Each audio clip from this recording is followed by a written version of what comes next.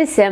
Susitinkame podcast'e Aš tik paklausti, kur kalbame su kineziterapeute Elena Bučia. Sveiki visi, labai malonu, kad pakvietėt. Ačiū Jums, kad sutikot pasikalbėti. Tai temų kineziterapijoje yra tikrai labai daug ir šiandien mes koncentruosimės kalbėdami apie nėščiąsias, apie kūdikius ir vaikus. Tai pirmas klausimas, tikriausiai tai, kas domina visas būsimas mamas, nėštumas ir sportas. Ar tai yra suderinama, ar nelabai? Kaip kada tai yra suderinama, o kaip kada tai nelabai, tai pavyzdžiui yra rekomendacijos pačios pagrindinės, tai pirmą trimestrą privengti sportą, ypač jeigu nėščioji yra nesportavusi iki nėštumo, tai tikrai nereikėtų pirmam trimestrė pradėti sportuoti. Taip, mankštą atlikti galima, bet kažkokio sporto tai tikrai nederėtų, nes vis tiek moters organizme yra daug pokyčių, jeigu mes dar stresorių papildomą, tai žinom, kad gali baigtis liūdnai. Tačiau jeigu nėščioji sportavo intensyviai iki nėštumo ir tada pastojo, tai sportą galima tęsti, tik reikėtų tada jau pasikonsultuoti su specialistais, kokie pratimai yra galimi, ką galima atlikti ir žinoma, tai neturi būti intensyvios treniruotės, tai turi būti iki nuovargio ribos, neturi jausis didelis nuovargis, kas realiai būna po trečiojo semestro, kai jau galim pradėti sportuoti, tai turi būti tikrai nedidelis krūvis, nėščioji turi visada jaustis patogiai, neturi jausti jokio diskomforto ir visą laiką dirbti iki nuovargio. Tai yra, neturim nuvarginti organizmą, nes tai kaip ir rizika persileidimam ir kitom patologijom. Minėjote, kad mankšta yra liktai galima, o sportas negalimas. Kur yra ta riba tarp mankštos ir sporto? Ta riba yra labai paprasta. Sportas, ką mes įsivaizduojam, tai antelių kilnojimas, kad ir net ir pusę kilogramo jau gali būti ir sportas, o mankšta tai yra tiesiog judesiai, tarkim, rankas prasilankstyti, riešus prasilankstyti, kojytę pasikelnoti. Tai yra tiesiog lengva mankštelė, kur kraujotaikai pagerinti, sąnariukam pravindinti, bet tai nėra hantelio ar kažkokių svorių kilnojimas, ar ten pilvo preso raumenų stiprinimas ir panašiai. Tai toks, jeigu apibendrinat, galbūt labiau darbas su savo kūno svoriu ir toks labiau tempimas, gal taip, tokie kaip... Ir tempimai, taip, bet tiesiog su tempimais irgi reikia nepersinėsi, tam tikri hormonai yra atsirandant pas nėščiąsias, kurie skatina kaip tik atsipalaidavimą, nes organizmas ruošiasi gimdymui. Tai irgi su tempimais reikėtų atsargiai, kad nepasidaryti kažkokių ten patempimų, raumens pažeidų ir panašiai. Antras nėštumo semestras toksai ramiausias, galbūt mamoms taip ir daug dalykų galima jau vėl veikti, keliauti, nebebloga, smagu, sportas ir taip toliau. Tai ar yra kažkokių rekomendacijų šiam periodui? Ar reikėtų kažko pasisaugoti, ar galima jau taip intensyviau sportuoti? Visada reikia pasisaugoti, nes vis tiek suprantam, kad tai nėštumas jau nebėra ta kasdieninė mūsų kūno būsena, taip. Tai visos taip drąsios pasidaro, ir keliaut gali ir dar kažką, bet nereikia persistengti, reikia vengti pratimų su svoriais, tarkim, reikia šiaip vengti didelių svorių kilnojimų, staigių judesių arba ten krypties pakeitimų staigių, nes vis tiek keičiasi mūsų visa biomechanika, atsiranda pilvukas, atsiranda biškis svorio centras kitur ir mes tada tiesiamės atgal, taip. Tai net ir antrą trimestrą, kuris, kaip mes sakom, saugus, jis nėra vis tiek toksai saugus, kad mes galėtume kilnoti maišus ten ir, nežinau, bėgti maratonuose. Šiuolaikinėms mamoms labai sunku, jeigu esi pripratęs bėgti, sustoti gali būti sunku. Aš vis tiek rekomenduočiau tada jau nebe už save atsakai, jau taigi jau esi nebe vienas, jau esi dviese, tai jau turi galvoti ir apie tą mažą kūdikėlį, kad jam būtų gerai. Tai geriau išeiti pasivaikščioti, negu maratoną bėgti. Tikrai taip, pritariu specialistų, visada klausom. O artėjant nėštumui, artėjant gimdymui, tai kaip ten, gal yra kažkokio pasiruošimo, pavyzdžiui, pratimai, kurie palengvintų gimdymą? Ar yra kažkoks būdas save sustiprinti ir tam pasiruošti? Gimdymą gali palengvinti kvėpavimo mankštas, nes gimdymo metu tikrai reikės kvėpuoti.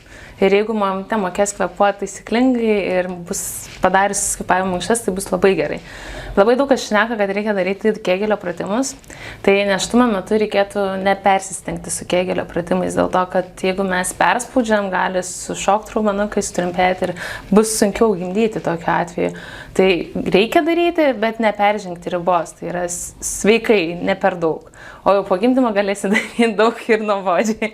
O papasakokit plačiau apie Kegelio pratimus, kas tai yra, kaip jie yra mažojo dubens dugno raumenų aktyvinimas, yra naudojamos įvairios metodikos, iš tikrųjų nupasakoti tai yra labai sunku, čia yra ganėtinai labai individualu ir šiaip tai jau moteriškas dalykas, nes yra dirbama granai su intimiais raumenimis, ta prasme, kad jų stiprinimas, nes vis tiek Bet galim garsiai prabilti, kad po gimdymo vis tiek atsiranda ir ta šlapinimosi problema, kad nelaikymas ir taip toliau, tai Kegelio pratimus vis tai galima sutvarkyti. Tai jau po gimdymo reikia dirbti intensyviai su tais pratimukais.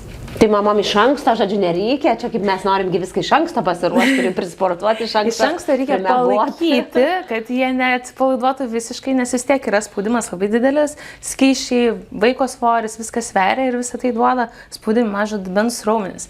Tai faktas jie išilgėja, tai sveikai darant Kegelio pratimus iki gimdymo, viskas yra labai puiku, labai gerai, nes po gimdymo greičiau atsistatysi, tikrai taip. Bet persistengti negalima, nes jeigu moteris persistengia ir ten daro vos ne 3 kartus per dieną tos pratimus Kegelio, taip, tai labai didelė rizika, kad tie raumenys jie susitrauks ir po to, kai jau reikės, kad jie atsipalaiduotų, jie apsunkins gimdymą tiesiog. Taip. O kalbant apie nėščiąsias, taip ir taip. Profesionalius kineziterapijos užsiėmimus, tai kada tas būtų saugus laikas pradėti, kada reikėtų pradėti, gal yra kažkokie simptomai, kurių sulaukus jau mamos turėtų tikrai kreiptis, ar čia tiesiog savo malonumui ir savo sveikatos profilaktikai labiau skirti užsiėmimui? Šiaip tai aš rekomenduočiau pradėti profilaktiškai sportuoti, nes vis tiek, kaip jau minėjau, yra centras biomechanikos pasikeitimas, svorio centro pasikeitimas, ko pasiekoja pilvo raumenys, jie išilgėja, nugaros trumpėja ir užsispazmuoja, ką reiškia tai, kad mes galimai turėsim nugaros skausmus, kas yra labai dažnas atvejis nėštumo metu. Tai kol nėra skausmų, jeigu mes pradėsim tos raumenys ištempti, kitus raumenys aktyvinti, mes pasilengvinsim ir galbūt mums pasiseks išvengti nėštumo be nugaros, kaip išvengti nėštumo su nugaros skausmu. Tai yra būti be skausminė padėtyje. Tai tikrai vertėtų, o jeigu yra skausmas, tai faktas, kad reikia, nes nugarytę dažnai skauda ir ypač asmeninė dalis moterim. Po to, aišku, po gimdymo ten nuo vaiko nešiojimo kitas vietas pradeda skaudėti. Visą kūną? Visą kūną praktiškai.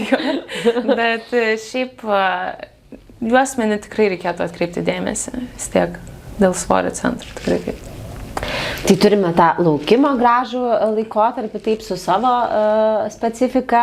Na, o tada jau atsiranda vaikelis, kaip minėjot, pradeda dirbti kitos raumenų grupės, mamos neišsimiega, vaikas miega arba verkia, turim daug visokių pasikeitimų. Tai kada galima pradėti sportuoti po gimdymo, kaip nepadaryti žalos sau? Tai labai priklauso nuo to, kaip vyko gimdymas. Ar gimdymas vyko sklandžiai, be jokių moters pažeidimų. Tai jeigu tai vyko sklandžiai ir be jokių pažeidimų, tai ne anksčiau kaip 4 savaitės po gimdymo galima pradėti sportuoti. Jeigu tai yra cezaris, ne anksčiau kaip 6 savaitės po gimdymo. Ir po gimdymo tikrai, tas pirmas etapas, tai visos mamos jau ten panikuoja, sako, čia 2 savaitės vaikų, čia tonusas didelis, reikia kažkur eiti. Taip. Tai nei pati eikit, nei vaiką temkit, tiesiog mėnesį pabūkit ramiai, ką tik, taigi viskas įvyko, turit apsiprasų situaciją ir tiesiog ir vaikui nėra gerai tą 1 mėnesį eiti žmonės ir kažkur ten būti ir taip pat jum nėra gerai, nes jūs irgi tą patį galite parnešti vaikui. Tai geriau mažiau kontaktų 1 mėnesį, o kas liečia kūdikius, tai irgi kūdikis nuo 6 savaičių yra tas aukso viduriukas, kada galima pradėti sportuoti. Kada rekomenduojama sportuoti kūdikiu? Ar yra irgi kažkokie simptomai, gal tas įsitempimas didelis, ar tiesiog visiems vaikams sveika? Na, daugelis tėvų sunerimti dėl to, kad sako, pirmus 3 mėnesius, oi, pas mus didelis tonusas. Tai yra normalu, kad pas vaiką pirmus 3 mėnesius yra didesnis tonusas, nes vaikutis gimdoje buvo visą laiką pozicijai šito. Ir ko mes norim? Mes norim, kad jis per mėnesį iš karto pasileistų, taip nebūna. Tai, žinoma, mankštom galima paspartinti tą tonusų atsipalaidavimą, kas yra gerai vaikui. Jis ir taip ramiau miega po mankštos po to. O daugiau kitos indikacijos, kada reikėtų sunerimti, tai dažnai vaikas nuguli C formą gimdoj, tarkim, būna tokios pozicijos. Tada taip, sueina mėnesiukas ir iš karto einam į mankšteles ir tvarkom šitą reikalą. Kadangi kūdikiai yra labai šviežias, nesugadintas dalykas, raumenukai šviežus, jie dar nėra tų įsisenėjusių kompensacijų kažkokių. Tai realiai dažniausiai užtenka kelių mankštų ir vaikas jau stovi tiesiai, taip nustovi, guli tiesiai. Tai dar viena iš tokių dalykų, tai būna kreiva kaklystė, kas irgi labai išgąsdina tėvus, bet kartais ta kreiva kaklystė būna 2 dienų, nes vaikus tiesiog kažką užmatė iš šoną. Tai visą laiką reikėtų stebėti kaklo raukšlės, ar abiejose pusėse yra vienodas. Jeigu vienoje pusėje yra didesnė raukšlė, tai jau reiškia, kad tą jau reikia tvarkyti tikrai. Jau reikia į mankštas irgi, į masažus ir visą tai irgi labai greit susitvarko iš tikrųjų. O ar kineziterapeutas gali įvertinti vaiko laikyseną, ar reikėtų kryptis į gydytoją ortopedą, ar tik tai tada keliauti sportuoti? Gali tiesiai pas kineziterapeutą, nes tikrai viskas labai aiškiai matosi ant mažų vaikučių ir tai yra mūsų specialybė ir mūsų specifika būtent tą daryti. Tai ką gali pamatyti, dažniausiai tai atsiunčia šeimos gydytojai, jie pamato apžiūros profilaktinės metu, kad ten, tarkim, vaikutis vieną pusę pakrypęs ar ten vėluoja kažkojo motorika ir jie tada sako, o dabar jau laikas eiti mankštas. O profilaktiškai tai visą laiką sakyčiau, gali eiti ir eiti mankštas, nes raida gerėja, motorika spartėja, vaikas stiprus, kas irgi yra gerai. Puiku. O vaikų mankštelės, kaip jos vyksta? Tiesiog, ar reikia kažkokių, sunku net įsivaizduoti, tokie maži tie vaikučiai, taip, tai kaip jūs jos sudominat ir motyvuojat? Va čia tai jau yra tas mėnesių etapais. Pirmus 3 mėnesius, 4. Viskas labai fainai, vaikas guli, jam porą žaisliukų mama ten parodo, mes jį mankštinam, jis viską daro, viskas gerai. Ir tada ateina 5, 6, 7, 8, kada jau vaiko charakteris stiprėja ir jis jau nenori daryti, tai ir tada pyksta, barasi, aišku, ir labai lengvai suprantam, kada barasi, kada jau tikrai nebegali, nes kai barasi, nei viena šarėlė nenorėda pas kūdikėlį. Tai jau suprantam, kad tiesiog čia jau pyksta ant mūsų, kad mes verčiam čia į sportuot, kai jis mieliau pagulėtų. Jau į suaugusių pasaulį pereina, mieliau tiesiog patingėtų. Tokit patingėt, kada daugiau, jeigu ne dabar. Bet mes priverčiam vis tiek. Aišku, yra tas prieimas prie pačio to vaiko, yra užžaidimas ir pačiu kritiškiausia atveju, kada yra jau kažkokia sutrikimas kažkoks, kada mums tikrai reikia padaryti mankštą iki galo, tai jau, taip negražiai padarom, kartais įjungiam telefoną iš tikrųjų.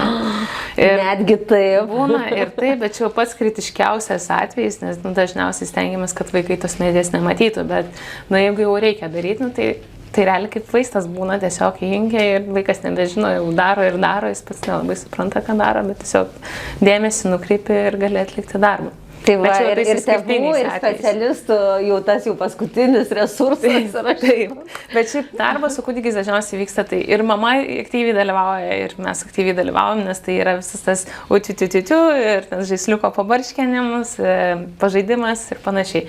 Tai dalyvauja jau visi, kas yra kabinete tuo metu. Puikus, būtų smagu pamatyti ir sudalyvauti. Žinokit, tikrai visiems būtų smagu iš šono pamatyti, nes tai atrodo kažkas panašaus į cirką mini. Kas nešoka, kas padainuoja, kad tik kūdikėlį būtų gerai. Taip ir reikia.